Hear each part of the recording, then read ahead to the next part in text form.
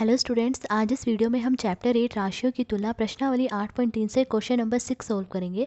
तो question number 6 देखिए, आरिफ ने एक बैंक से 80,000 रुपये का कर्ज लिया। यदि ब्याज की दर 10% वार्षिक है तो 1.5 वर्ष पश्चात उसके द्वारा भुगतान की जाने वाली राशियों में अंतर ज्ञात कीजिए। यदि ब्याज वार्षिक संयोजित होता है, सेकंड पार्ट दिया गया अर्धवार्षिक संयोजित होता है। तो आरिफ ने एक बैंक से 80,000 रुपये का कर्ज लिया और ब्याज की दर 10% वार्षिक है। तो पूछा ये गया है कि जब ब्याज वार्षिक रूप से लग रहा है और जब अर्धवार्षिक रूप से लग रहा है तो 1.5 वर्ष बाद जो है उसके द्वारा प्राप्त की जाने वाली राशियों में अंतर क्या होगा। यानी 1.5 वर्ष बाद जो है मिश्र धनों में अंतर क्या होगा जब ब्याज वार्षिक रूप से संयोजित हो रहा है और जब अर्धवार्षिक रूप से संयोजित हो रहा है। तो पहले तो हम जब ब्याज वार्षिक रूप से संयोजित हो रहा है उसके लिए मिश्र धन निकालेंगे और फिर जब ब्याज अर्धवार्षिक रूप से संयोजित हो रहा है तो उसके लिए मिश्र धन निकालेंगे और फिर उन दोनों मिश्र धनों का अंतर निकाल देंगे। तो देखिए, जब ब्याज वार्षिक रूप से संयोजित होता है यानी जब ब्याज वार्षिक रूप से लग रहा है यानी 1 वर्ष बाद लग रहा है तो मूलधन 80,000 रुपये है, दर 10% वार्षिक दी गई है और समय दिया गया है 1.5 वर्ष। तब हमें 1.5 वर्ष बाद मिश्रधन निकालना है। तो मिश्रधन निकालने का फॉर्मूला क्या है, मूलधन गुणा ब्रैकेट में 1 जमा दर बटे 100 की घात समय। अब देखिए, मूलधन क्या दिया गया है 80,000, तो हम यहाँ लिख लेंगे 80,000, फिर गुणा ब्रैकेट में 1 जमा दर कितनी दी गई है 10%, तो दर 10 बटे में 100।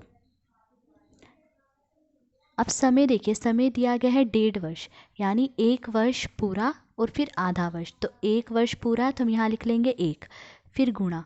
अब देखिए, जो आधा वर्ष है इसके लिए हम दर को क्या करेंगे 1/2 से गुणा कर देंगे। 1/2 वर्ष है ना, तो हम दर को 1/2 से गुणा कर देंगे। तो 1 जमा दर कितनी है 10, तो 10 को गुणा कर देंगे 1/2 से और बटे में क्या आएगा 100। अब देखिए 10 और 2 ये दोनों 2 से कट रहे हैं, 2 एकम 2, 2 पंजे 10। फिर देखिए 80,000 गुणा 1 जमा 10/100, फिर गुणा ब्रैकेट में क्या है 1 जमा 5 बटे में 100। अब देखिए 1 0 से 1 0 कट जाएंगे, 5 और 100 ये दोनों 5 से कट रहे हैं, 5 एकम 5, 5 दूनी 10 और 0। फिर देखिए 80,000 लिखेंगे गुणा ब्रैकेट में 1 जमा 1 बटे में 10, फिर गुणा ब्रैकेट में 1 जमा 1 बटे में 20, फिर 80,000 गुणा। अब देखिए 10 को 1 से गुणा करेंगे तो 10 आएगा, 10 में 1 जोड़ा क्या आएगा 11, 11 बटे 10, फिर गुणा 20 को 1 से गुणा करेंगे 20 आएगा, 20 में 1 जोड़ा 21 और बटे में 20। अब देखिए 1 0 से 1 0 कट जाएगी, फिर 1 0 से 1 0 कट जाएगी। अब 800 और 2 ये दोनों 2 से कट रहे हैं, 2 एकम 2, 2 चौके 8 और 0। अब 411 और 21 को गुणा कर लीजिए, तो गुणा करने पर आ रहा है 92,400 रुपये। तो जब ब्याज वार्षिक रूप से लग रहा है तो 1.5 वर्ष बाद मिश्रधन क्या है 92,400 रुपये। अब सेकंड पार्ट देखिए, जब ब्याज अर्धवार्षिक रूप से संयोजित होता है यानी जब ब्याज अर्धवार्षिक रूप से लग रहा है तो देखिए मूलधन 80,000 रुपये ही है, दर 10% वार्षिक दी गई है और समय 1.5 वर्ष है। अब देखिए ब्याज अर्धवार्षिक रूप से लग रहा है, तो जब ब्याज अर्धवार्षिक रूप से लगता है तो हम दर को 2 से भाग दे देते हैं। तो यहाँ पर दर क्या है 10, तो हम 10 को 2 से भाग दे देंगे। तो देखिए 2 और 10 ये दोनों 2 से कट रहे हैं, 2 एकम 2, 2 पंजे 10। तो दर क्या आई 5% 6 माही।